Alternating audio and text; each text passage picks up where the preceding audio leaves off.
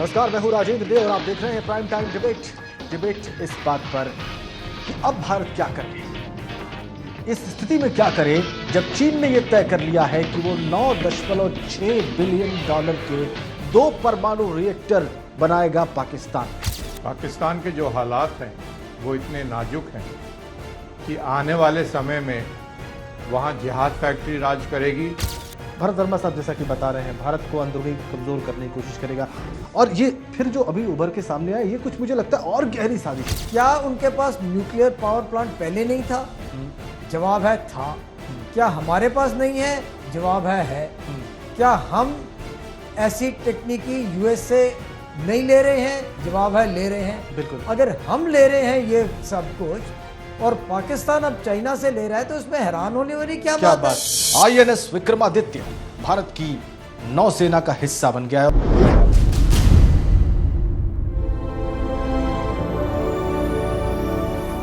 एक पार्टी है आम आदमी पार्टी, जिसके मुखिया है अरविंद केजरीवाल, और ये पार्टी दावा करती है कि वो भ्रष्टाचार के विरोध में है। आम आदमी पार्टी के जो उम्मीदवार हैं देशराज, उनके खिलाफ कुछ संगीन आरोप हैं। आय से अधिक संपत्ति का आरोप है, राशन माफिया का आरोप है, तेल माफिया होने का आरोप है, पिता के देहांत के बावजूद उनकी पेंशन के पैसे लेने का आरोप है, फर्जी बीपीएल कार्ड बनवाने का आरोप है।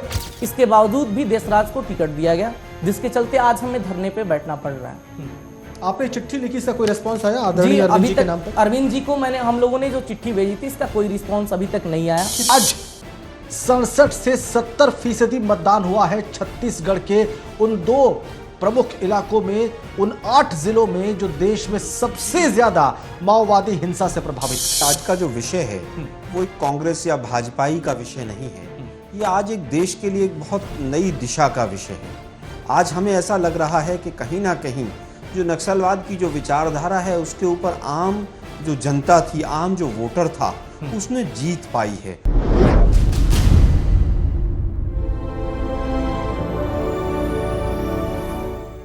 भारत एक विशेष प्रकार के दौर से गुजर रहा है जहां पर आर्थिक संकट की बात की जा रही है। विदेश मामलों में पॉलिसी पैरालिसिस बताया जा रहा है। हम संक्रमण काल से गुजर रहे हैं जो इतनी विकराल कभी नहीं थी हमारे पूरे इतिहास में। इसके पीछे बहुत सारे लोग ऐसा कह रहे हैं कि इसके लिए बाहरी जो फैक्टर्स हैं वो जिम्मेदार हैं।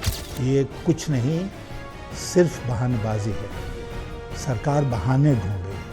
आप पे आरोप लगाया जाता है, विपक्ष पे आरोप लगाया जाता है कि आप लोग पार्लियामेंट चलने नहीं देते। पहली बात ये कहूँगा कि संसद चलाना सरकार की जिम्मेदारी होती है, विपक्ष की जिम्मेदारी नहीं होती।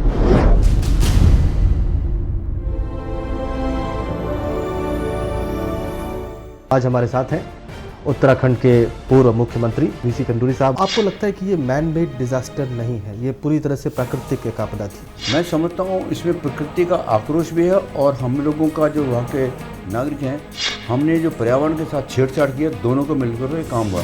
कुछ जगहों पर उत्तराखंड सरकार से जबरदस्त चूक हुई है। जिस प्रकार से घटना चक्र हुआ है, मेरा अपना आंकलन है कि 15,000 से कम मौतें नहीं हुई। जी, तो आपको लगता है कि केंद्र सरकार भी दोषी है, उसने तालमेल नहीं बैठाया? बिल्कुल दोषी है। राम सेतु एक स्थान का नाम है, एक पुल का नाम है जो भारत को श्रीलंका से जोड़ता है, लेकिन सरकार के इरादे इसको तोड़ने के हैं। लेकिन डॉक्टर सुब्रमण्यम स्वामी ने इसके खिलाफ एक लंबी जंग लड़ी है और अब भी लड़ रहे हैं। मैंने शुरू में कहा था कि ये तो धार्मिक विषय है और इसको कोई साधु संत वकील को रख के पिटिशनर बननी चाहिए। अरे बेटा तलवार निकाली और कहा कि प्यार किया, कोई चोरी नहीं, बाहर आ गई। और फिर जब म्यान में जाती कि घुट घुट कर यूँ मरना क्या, हम तो यूँ ही रहेंगे, प्यार किया तो डरना क्या। एक तो तुम ना चिट्टा धजता धजता का चिट्टे धजता का चिट्टे धजता कृते धजता का चिट्टे दा तुम तदा कते चला तुम।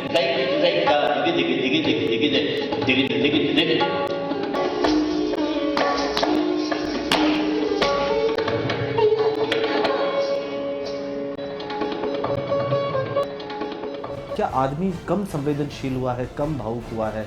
इस वजह से शायद वो भारतीय नृत्य को उतनी रुचि से नहीं देख रहा है। चाट पकौड़ी की दुकान पे भीड़ तो होगी, लेकिन केसर कस्तूरी को जानने वाला तो भीड़ कम होगी। वो है कथक। योग की परिभाषा ही है बिरजू जी की excellence in your Karma is yoga. आप अपना काम अगर श्रेष्ठ तरीके से करते हैं तो आप योग हैं। इसीलिए मैं कह रहा हूँ कि आप योगी और साधक नज़र आते हैं। बहुत धन्यवाद आपका। आपको लगता है कि अध्यापन का जो कार्य रहा इससे आप संतुष्ट हैं? अपने अध्यापन के कार्य से संतुष्ट नहीं हूँ। आपने जेएनयू की बात की, वैसे आप क्या देखते हैं? उसका बेड़ा गर्क किया है कपिल सिब्बल जैसे लोगों ने। क्या लगता है आपको, आपके नज़रिए से क्या भारतीय विदेश नीति सही दिशा में है? नहीं, मुझे लगता है कि विदेश नीति पथभ्रष्ट है। अमेरिका को वर्तमान यूपीए सरकार ने अमेरिका का बगल बच्चा बनाकर छोड़ दिया है। विपक्ष के एक बहुत ही लोकप्रिय नेता डॉक्टर मनमोहन सिंह को अनर्थ शास्त्री कहते नहीं, वो लगता है अनर्थ तक ही ठीक था, वो शास्त्री तो उनके नाम के साथ लगाना बेकार है। मेरा ये मानना है कि यदि मैं 65 वर्ष की उम्र तक मेरा दिमाग ख़राब नहीं है और लकवा नहीं पढ़ा है और मैं क्लास में पढ़ा रहा हूँ, तो मैं मेडिकल टेस्ट 65 साल में क्यों दूंगा?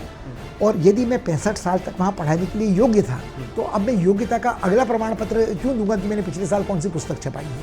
तो यदि मैं 40 वर्ष से पढ़ा ही रहा था तो मैं पढ़ाने लायक आज भी हूँ। हमारे साथ आज हैं ओलंपिक चैंपियन, रजत पदक विजेता, कांस्य पदक विजेता, एकमात्र ऐसे खिलाड़ी जिन्होंने लगातार 2 ओलंपिक्स में भारत के लिए मेडल जीता है, सुशील कुमार। स्वागत आपका। इन दोनों में ज़्यादा बड़ी उपलब्धि कौन सी है, लंदन ओलंपिक की या पहली बार जब आपने जीता था उस वक्त ज़्यादा आपको आनंद आया था? मैं तो हमेशा ये मानता हूँ कि जो चाहे छोटा टूर्नामेंट है चाहे बड़ा टूर्नामेंट है, जो मेडल मिलता है वो अपने आप में एक ऐतिहासिक जीत दर्ज करके ही वो मिलता है। तो चाहे उसमें स्कूल नेशनल में मैंने मेडल जीता वो भी मेरे लिए उतना ही मायने रखता है, ओलंपिक में मैंने जीता वो भी मेरे लिए। बहुत धन्यवाद किशन सिन्हा साहब हमसे इस तरह से खुल के बातचीत करने के लिए। और बहुत आपका धन्यवाद, क्योंकि मैंने बहुत सारे एंकरों के साथ काम किया है जो अपनी ही आवाज़ को ज़्यादा महत्व देते हैं। ऐसा आपने नहीं किया, इसलिए आपको धन्यवाद।